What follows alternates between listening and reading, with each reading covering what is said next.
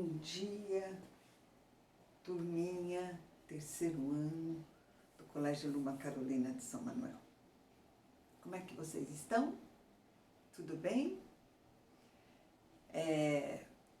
Nós estamos, na luta pela aprendizagem, vamos dizer assim. Na luta para preparar vocês da maneira que vocês merecem para o vestibular. Agradeço o retorno que me foi dado pela Camille, de que está dando tudo certo, de que vocês estão contentes com as aulas dessa maneira, nesse formato. Qualquer, vamos dizer assim, solicitação ou qualquer sugestão, vocês podem se manifestar, tá bem?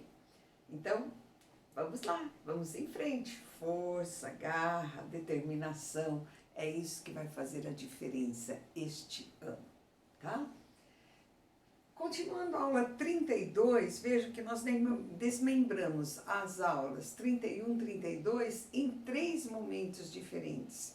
Num momento a gente aprendeu a concordância nominal, a semana passada nós aprendemos a concordância verbal número 1, trabalhando o sujeito simples, e hoje nós vamos trabalhar o sujeito composto e alguns casos especiais da concordância verbal. Então agora eu tenho certeza de que vocês vão estar preparados para não mais cometer esse erro na sua redação e saber reconhecer, principalmente quando eles colocam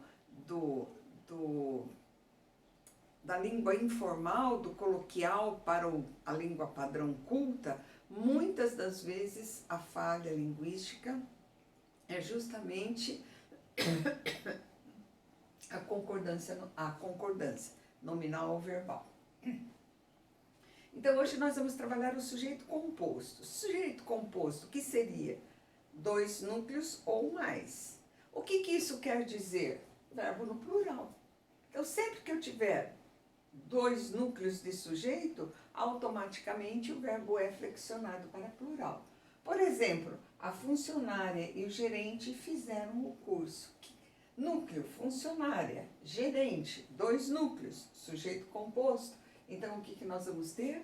Verbo no plural, tá? Então, automaticamente, sujeito composto, verbo no plural. Mas existe, às vezes, a mistura de pessoas.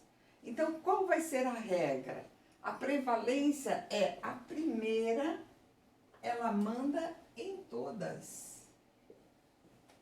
Eu e tu, eu e você, eu e ele, vai ser tudo nós. Então, havendo a primeira pessoa, não importa se antes ou depois, você e eu, mesma coisa.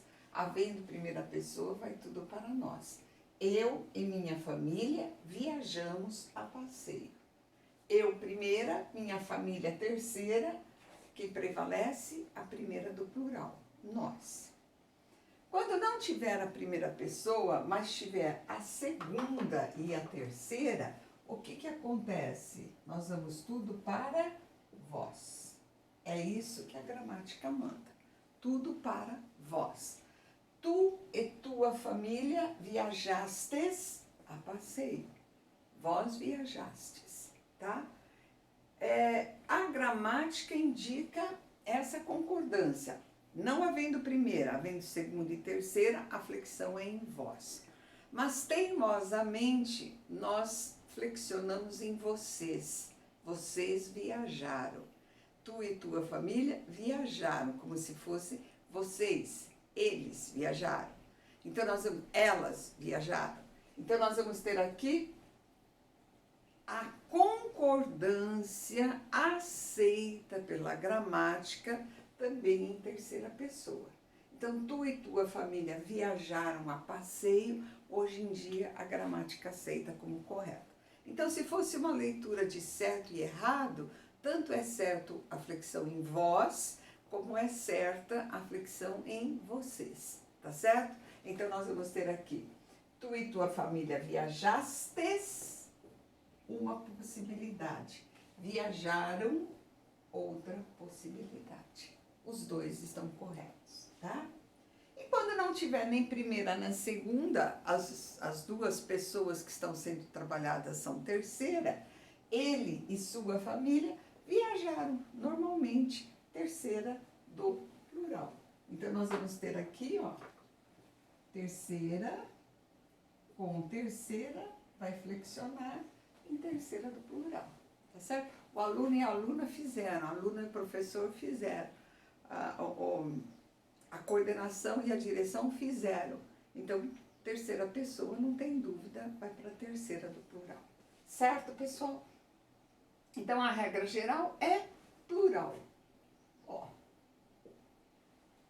Mas quando se misturam pessoas, primeira manda em todas e leva tudo para nós, segunda manda na terceira e leva tudo para vós, mas também é aceito vocês, e a terceira não manda em ninguém, só em ela mesma, e leva tudo para eles ou elas, tá?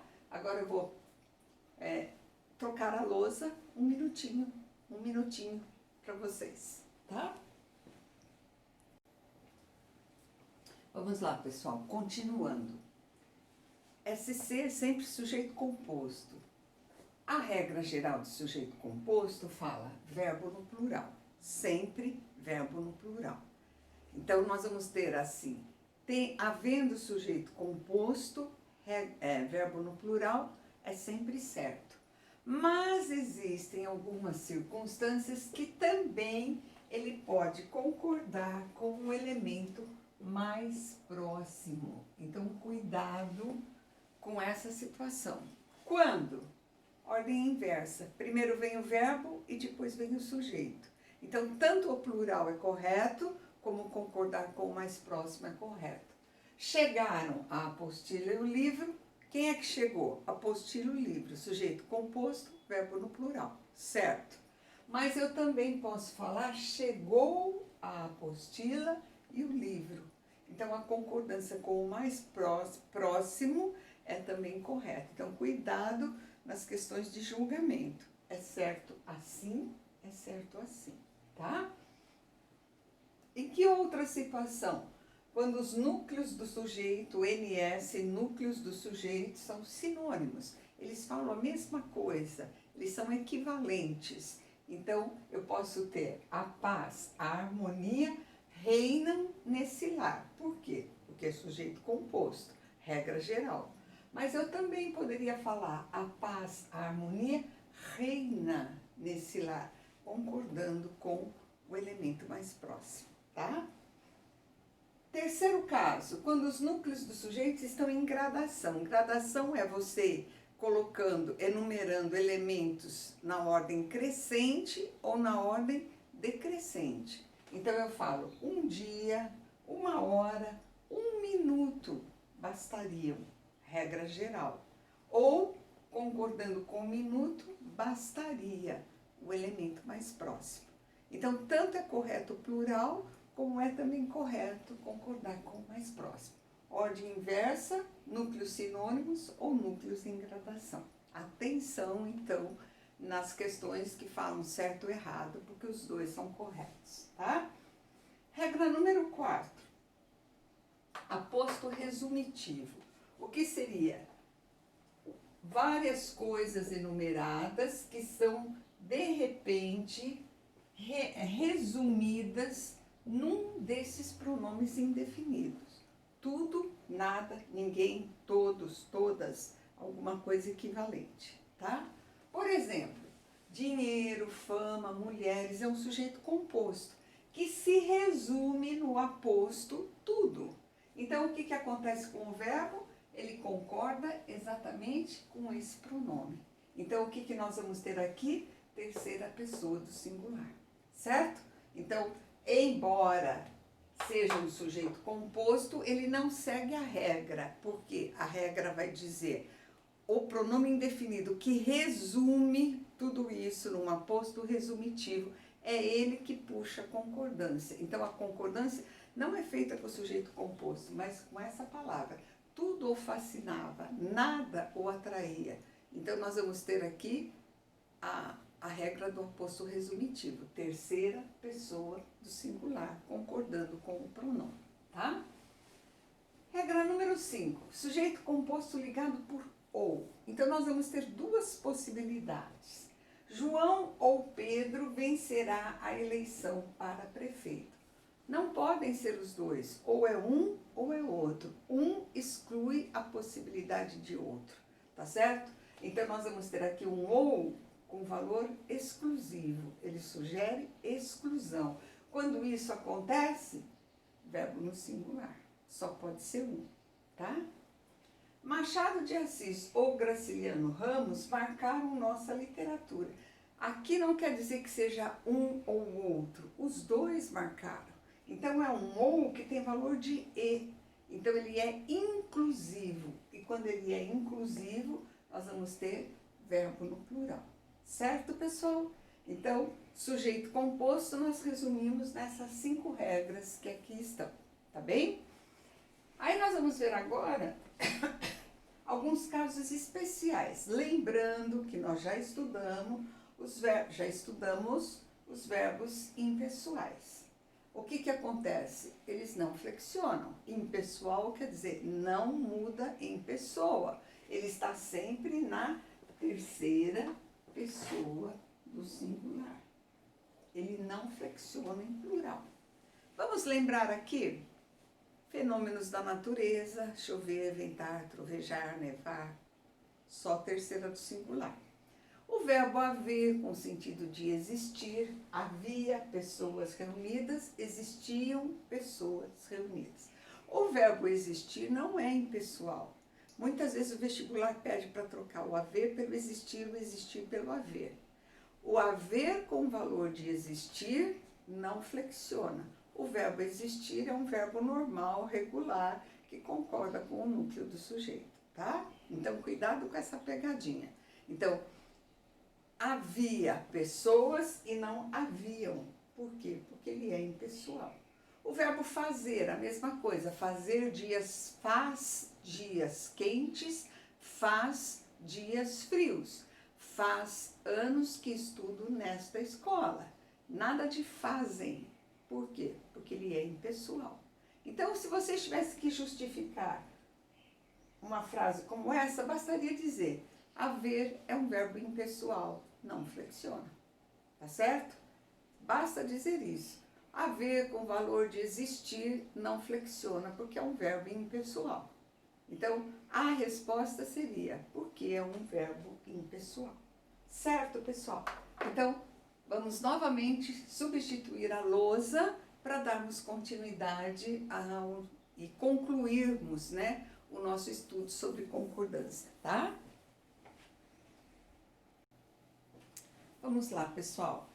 Uma complicação na concordância verbal é exatamente a concordância do verbo ser. Então, nós vamos ver assim as principais regras que envolvem o verbo ser. Vamos usar aqui a nomenclatura S para sujeito, essa forma de abreviar, e PS para predicativo do sujeito.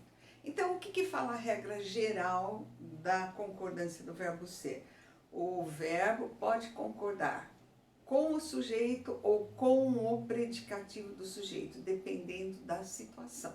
Então, não é aquela regra que fala o verbo concorda em número e pessoa com o sujeito. Então, no caso do verbo ser, pode ser o sujeito ou pode ser o predicativo do sujeito. Então, nós vamos ter aqui, quando tiver um substantivo comum, um está no singular, o outro está no plural. O que vocês acham que seria concordância? O problema é os baixos salários, concordando com o problema, ou o problema são os baixos salários? O que vocês acham que seria a resposta correta aqui? Vamos lá. Pensem na resposta. Quem manda? O plural. Então, um substantivo comum. Um substantivo, nos dois casos, né? Então, nós vamos ter aqui, problema é um substantivo comum, salário é um substantivo comum. Um no singular, outro no plural. Quem manda? O plural. São os baixos salários. Certo, gente? Segunda possibilidade.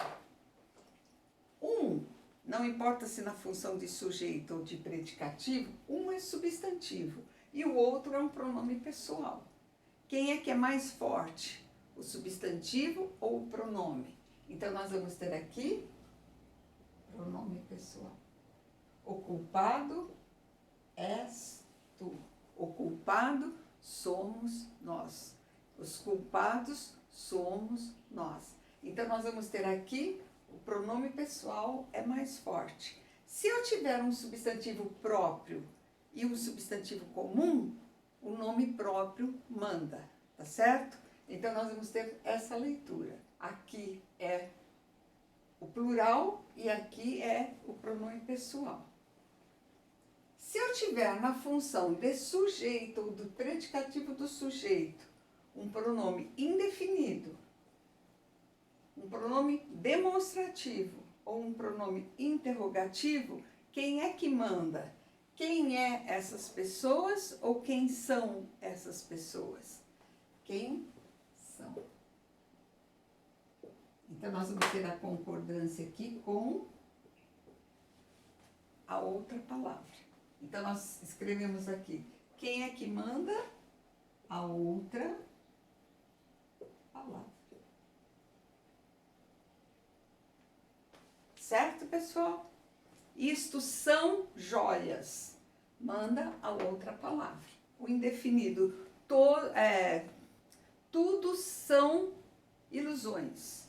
Então, nunca é o pronome que vai comandar essa concordância. É a outra palavra que vai concordar. Então, não é a terceira pessoa que seria a pessoa do pronome, e sim a outra pessoa representando, seja lá o sujeito, seja lá o predicativo do sujeito, tá? Letra D. Quando eu tiver o verbo ser relacionado a tempo, a data, a distância. Então, o que nós vamos ter aqui? Hoje é 22 de julho ou hoje são 22 de julho? O que vocês acham? Hoje são. Quem é que manda? O numeral. Hoje são 22 de julho. Se você concordar, hoje é dia 22, aí tudo bem, você vai fazer a concordância com a palavra dia. Mas, se não tiver a palavra dia, o correto é flexionar concordando com o numeral. Hoje é dia 1º, hoje é 1º de julho. A partir do dia 2, nós vamos ter o verbo flexionado. São 2, são 3, são 4 e assim por diante, tá? Então, seja na indicação de tempo, seja na indicação de data, ou seja na indicação de distância, quem vai mandar aqui é o numeral, tá? Quinta possibilidade. Quando eu tenho uma expressão quantitativa, é muito, é pouco, é bastante, é suficiente. O que acontece? Essa expressão não muda, mesmo que haja uma ideia de plural no sujeito, nós vamos ter essa expressão invariável. Então, eu falo assim, ó, R$100 é muito. Não são muito. Apesar do valor quantitativo de 100, essa expressão não muda. 10 litros de gasolina é pouco. Então, cuidado, tá certo? Que são expressões invariáveis. É muito, é pouco, é bastante, é suficiente. Elas ficam sempre no singular. Já falamos da silepse de pessoas, nós vamos repetir aqui com o verbo ser. Os brasileiros somos resistentes. Os brasileiros é terceira pessoa. O verbo vem flexionado na primeira do plural, porque eu me incluo entre os brasileiros, tá certo? Já houve até um exercício sobre isso na aula passada, apenas reforçando que a silepse de pessoa pode se aplicar também para o verbo ser. Certo, pessoal? Agora sim, estudo completo sobre concordância, 3 semanas trabalhando esse tema, que é muito importante, que não pode ser dado assim, tudo no contexto de 2 aulas. Aí vocês imaginem todas essas regras num único momento. Acaba que vocês não acabam misturando tudo e não fixando nenhuma, tá?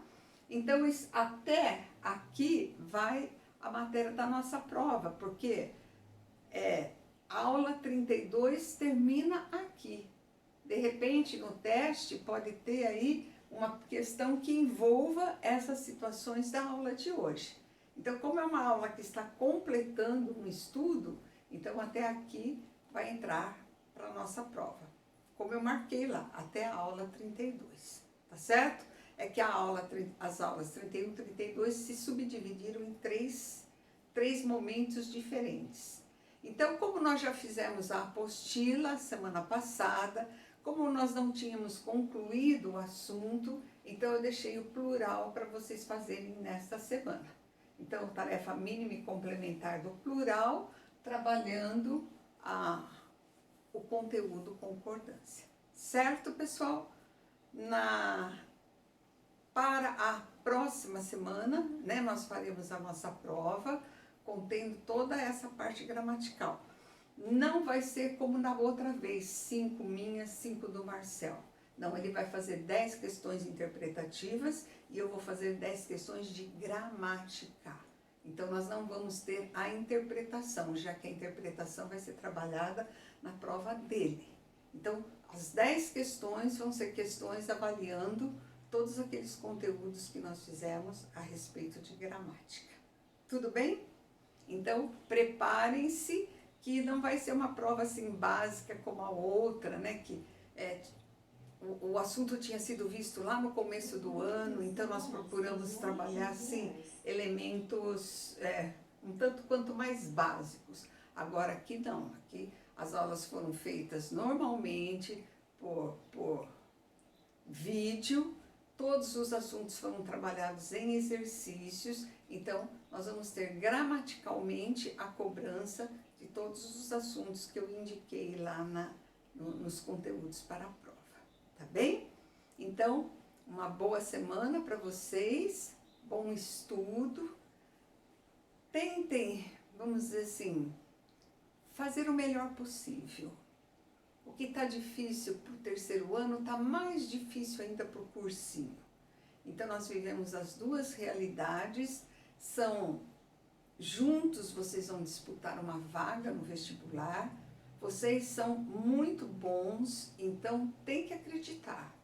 Vocês têm que acreditar que vai ser possível, que vai dar certo, que vocês têm potencial e têm, assim, qualificação para aprovação no vestibular do ano que vem. Agora, as definidas as datas de Enem, FUVEST, Unesp, Unicamp, tudo certinho lá em janeiro, segunda fase em fevereiro, então nós vamos ter, assim, uma boa situação.